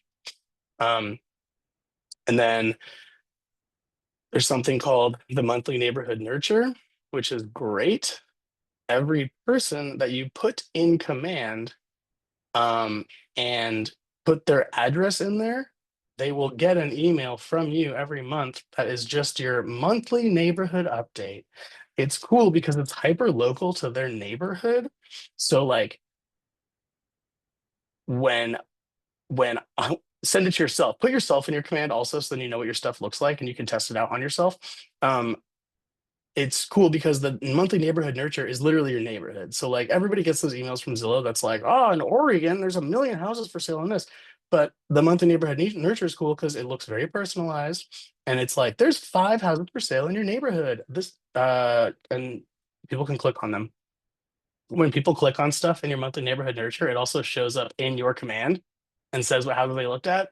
So if you're even further along or you're close to them, you can literally be like, oh, did I see you looked at that house? Right. Or if they're like clients of yours. So those are 3 that I do recommend. The big one, like I said, though, is a birthday. Monthly neighborhood nurture right here. This is the one. Monthly neighborhood email that lets you reach out to clients. It's not hassling. They get it once a month and it's pretty informative. Okay. Those are the ones that I have that like people take or people have. These are all of my smart plans. So I have 31. I don't use all of them all at the same time, as you can see. But like example, you'll see I got Veterans Day, Indigenous Peoples Day, Thanksgiving. My favorite smart plans to make and work on your own are holidays. Okay.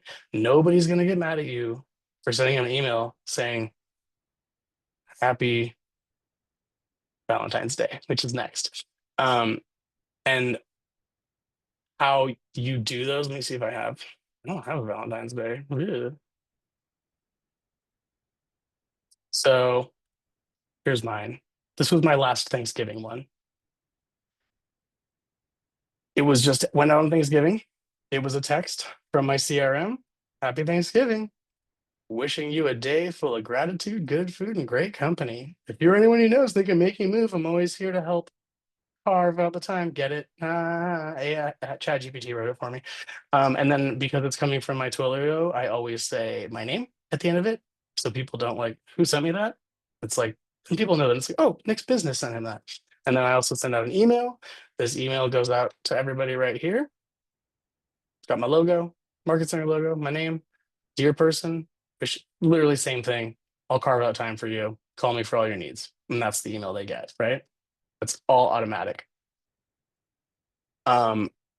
Making smart plans is a little trickier, but you use it through, we have in command the design tab. It's basic. It's literally Canva for realtors through command. So you use that too. And how you do that is basically you create a design. And then when you create your smart plan, you put that design into it. Okay. So one of the things you also notice right here, so there's this library, and then these are your smart plans. I have uploaded all of my holiday ones into the library. So if any of you feel free, if you want to mess around or start with a very easy smart plan, you can go into your smart plan tab and search TWH, which is Team West Homes. And these are all my ones that I put right in here. Like I said, super easy. Take them. I will put in some more. I feel like some of mine got pulled out. Oh, you know what? Because my partner was the coach, mine looked different. But if I can get in a Valentine's Day one, I'll get one in there, and I will email all of you and say, I put a Valentine's Day one in there if you want to steal it. But basically, what you do is if you go in and want to take one of mine, you go to the library, and let's say Happy 4th of July. You click add to smart plan or add smart plan, and then it puts it in your library. And then which one did I say? I said 4th of July. Where is it? Happy 4th of July. Okay. So right here, and then you would go to edit. And basically you would just edit, just put your own stuff in here. So with this right here where it says hi contact first name, last name, or first name, that is a hyperlink. So command will automatically put the person's name in there. Change this, just change it to say Stacy here, wishing you a very happy 4th of July. Stay safe, let us know if you need anything. Puts your app in there. Boom. It also sends an email. Check the email, because there might be one where like there might be one that I made that has my logo on it, but you can easily just change that. So just go in Canva or whatever. And this is my email. No, look at that. So literally you can totally steal this one for yourself. Just change the words out right here. That's the picture they get. This is just a broken link, but this is all stuff that Command automatically does. So this will put my logo in there and the Market Center. This says agent first name, last name. This is all off of your Command profile. So make sure your Command profile is correct and it automatically puts all your info in there as well. I love a smart plan. I especially love the holiday ones because they're literally like, I'm just reaching out to you to say happy holidays, right? Super easy to start with, and not overwhelming, right? So I don't have this set up right now, but because it expires, it lasts for the 1 year. So I could today or tomorrow go in here. The smart plan's already ready to go. It doesn't say anything about the year. It's the same one I can use from last year. And I just go in here Nick, and I would have a question say, yeah. about the plan. I can see the plan. You can set a text and email. You Mhm. can add other activity, for example, to make a post in social media Yep. So the birthday one will do that, but let's see. for a holiday. Where do I have one? I don't think I have any active right now that are like social media ones, except for the one that says for me to make a post, which is the birthday plan. Wait, when you say home anniversary plan, that might be, does that one? No, see my home anniversary, but like say that you wanted to do that, you can then edit and make it all for yourself, right? So one thing I should totally do, okay, example, let's go to my 4th of July one here. Happy 4th of July. If I edit it and I say, okay, well, every year I always do send the text and then the email. If I want to do something else, I take this right here that says create a task and I can drag it into my plan. And then I can say create Facebook post, happy 4th. I can write down what I need. I can add a link to it if I want. I can say when I do it and when I need to do it. And then I can add that step. So then on 4th of July, it will automatically send the text and the email. And then for me, it will say create a task, which is my 4th of July post. Got it. So I can definitely do that. Thank you. Yeah. Another one that I love. And this is, I think, my very first one I ever had, right? Yeah. I have this right here, which is my first time buyer education, TWH. So if you take that one, like take this one, either way, this is a really good one. This is for someone you know who's going to buy and it's their first time. And it's so overwhelming and there's so much to do. And it is a 10-day, 11-day text only email. Okay. There's no links, there's no buttons, there's no pictures. And it is, hi, Stacy. Here we go. Let's get started. Today, we're going to talk about focusing on finance. What is credit? What is income? What is assets? That's it. Tomorrow, they get an email. When am I ready? Unless you're ready to go this weekend, we're not going to look at houses. Here's what we need to do. Figure out what we want. Talk to our lender. Get a pre-approval. Love you. Bye. Next day. Where is it? Next day. What should my budget look like when purchasing a home? And we talk about your escrow deposit, all this stuff. And again, it's totally overwhelming for them. And you're literally like blowing up their inbox for 10 days straight, putting all this stuff. But it's really nice because it's coming from you. It's coming from contribution. And you tell them and say, tell them, I'm going to put you on a plan. You're going to get 10 emails, one a day from me. Okay. We'll probably talk here and there. We'll probably talk even between there. But I want you to read those. Any questions come up, write them down. We'll go over all of it. And they're going to have questions, right? Because it's a lot. But it's a great way to be like, look, I know what I'm doing. These are the steps. And then you're also like coaching them. Okay. With some people get excited. And literally in your second email, you literally say, hey, unless we're pre-approved, we're not going to look at any houses yet. Don't get ahead of yourself. So you don't even have to say that. Send it in your email, right? Steal this. It's just text. When I got this, a broker from New York gave it to me. and I edited it to make it all be like Oregon compliant. So it's all good for Oregon. It talks about inspection period, closing day, the offer, all that good stuff. All you got to do, add this to yours, go like this, edit, change my name, change my phone number to yours. Easy. You don't even have to like redesign anything. Super easy. And it's like I said, I send it to every single person who I know that even if they're like, I have clients right now that I've known for a while, they're going to start looking this summer. Okay. So Tyler is actively on this because he doesn't know anything. And we're not going to like talk every day about this, but I was like, hey, you're going to get 10 emails from me, bookmark on blah, blah, blah.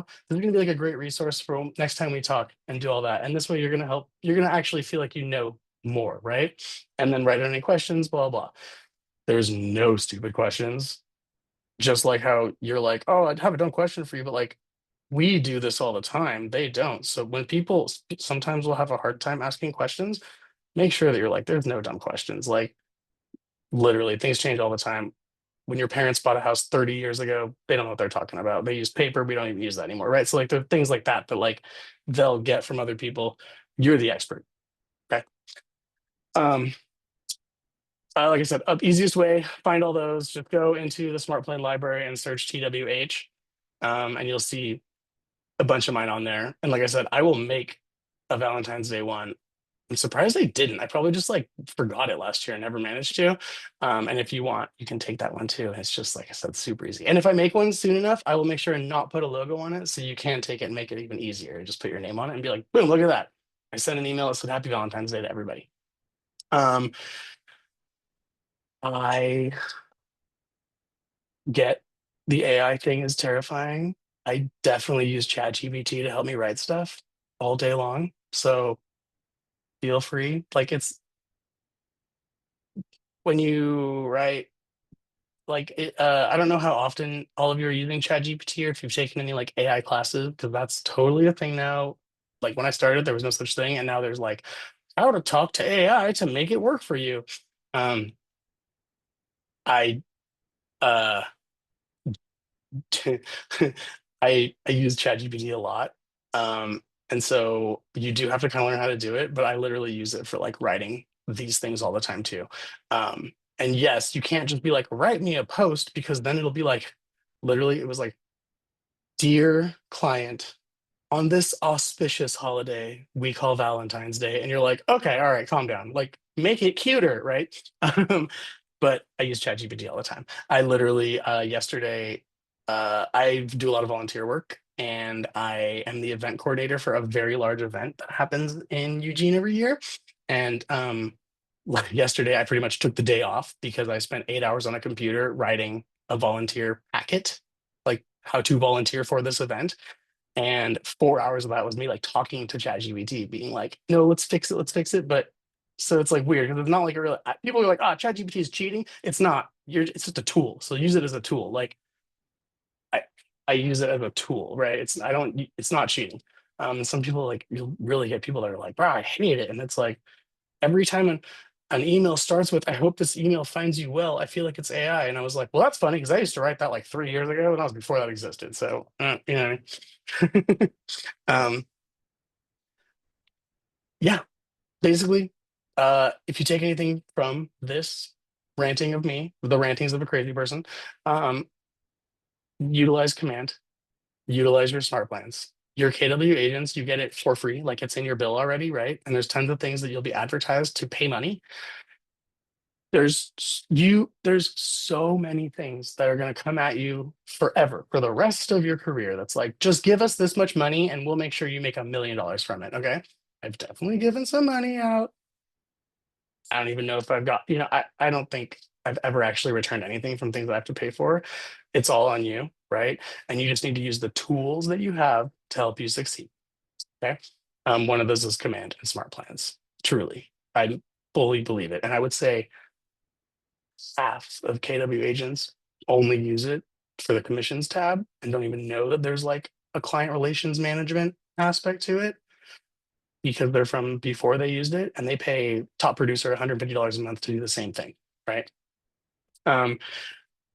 this is like off topic here, but this is also like, I want you all to succeed and be successful. Find your niche. Okay. So that's the other thing. Like, find your tribe. So for me, for Mara loves pets. She is in all sorts of like pet boards, adoption this. That's where she does it. Um, I I'm on the board of the local Pride board. So I throw the Pride celebration here every year. Like, I'm the event coordinator for it. And yes, I do it out of the goodness of my heart, but it's also like, find your people, right? Find who you want to work with and who's going to want to work with you. So get out there is kind of what I'm going at. Throw events, have client appreciation events, throw events for your friends. I know it costs money, but it's, factor in what you're going to do. Like, I love throwing events. That's one of the ways that I get business, is throwing events. I like to put on an event. I like to have an event, and people hate doing things. So if you can get somebody to come to your event, you're like halfway there. You're like, okay, I got them to come to my event. So they kind of like me and like what I'm getting and going for, right? That's how I found mine. So it's like, okay, I found my local community. I like to do event planning, and I use smart plans. Those are my three. So like, work on finding yours. That makes sense. That's honestly like really all I have. I recommend, since it's only 2:45 and we were scheduled till, I don't know, 3 or 4 or 6 or something like that, I don't know, to at least do a couple of the things on your 10s list, right? If you don't have time and can't write 10 handwritten cards, write 2 and say you wrote 2. Put that in your command. Find Dave, say, I wrote Dave a thank you card. Not even a thank you card, just a thinking about you card. If you're like, if you can think of somebody that doesn't have your business card that should, like an aunt or an uncle even, write them a card and say, guess what? I'm a realtor. Here's my business card. Love you. Bye. And send it. Super easy. And like, do it. Nobody does it. I promise. I went to this thing in California. There were like 300 brokers there. And they were like, raise your hand, be honest, be real. They already broke us down over the weekend. So it was like very like emotional and truthful. And they were like, who writes thank you cards consistently? And it was like 10 people. Like, I'm not kidding. And every person, whether you're KW or hybrid, blah, blah, blah, they're like, oh, the secret is writing cards. And I'm like, there's a lot to it. There really is. Like, nobody writes a handwritten thank you card. It's weird. It's weird. And so easy. And it's also one of the easiest things to just not do. It's so easy to be like, I'll do it tomorrow. And then you don't. And then you know what I mean? So think about that. Does anybody have any questions or anything? Okay, cool. If you do, I am available. My email is nickwest@kw.com. So I typed it right there. My phone number is 541-525-0585. So there's that. You can text or call me. I'm in the Eugene office. I kind of wasn't here a lot last week because I was like doing a bunch of other stuff, but I'm generally here a couple, 3-4 days a week. Feel free to pop by. If you have questions or want to be like, talk to me about smart plans, or we all kind of have our niche and things. If you want to talk about event planning, you want to talk about how much an event should cost you, want to talk about smart plans, you want to talk about command, I'm here for you. Call me. If you want, I have a really good open house sign-in sheet, which is like such a dumb, weird thing to be proud of, but I have a really good open house sign-in sheet because most people, when you do an open house, they'll try to skip that sign-in or just lie on it. And I used last year's changes with how we have to work now with buyer representation agreements, kind of as a, oh no, you have to do this. So if you guys want a copy of that, let me know. I can send you that. I'm working on a listing packet. I had a meeting with a broker. Again, this is something that like, I don't think everywhere would tell you this or like share this with you, but I went to another convention and there was a guy there who like, his thing is, if I go to a listing contract, I will get the listing. And then he went over his listing presentation and like all of us were truly like on the floor being like, that's insane. That's amazing. I would do it if I'm a realtor. And if he came to me, he'd be like, let me sell your house, and be like, great, you sell it. And it's all just like presentation. And he literally gave us that last week. So I am working on converting it. He was like, take it, make it yours, do it. So I'm working on that. So, and I know that might be a little early for talking about listings, but just think of me. And like I said, when I get that, if you want it, I'll happily share it with you. And there's enough to go around, basically. So thank you, everyone. Thanks for listening to, like I said, a madman rant for a while. But if you have any questions or anything, feel free to call or text me or email me. I'm here. And I Thank like you. love to share stuff. Thank you. And thank you guys for like interacting and being on camera, because sometimes it's really hard to like not be, and then you're like staring at yourself and talking to a void, and then I'm like, and then I go even more ranty. So all right, cool. Thank you guys. I appreciate all of you. And let me know. I'm excited to see all your successes and share in your wins. All right. Thank Have a you. good day, everybody. Make some phone calls, send some lists. Bye.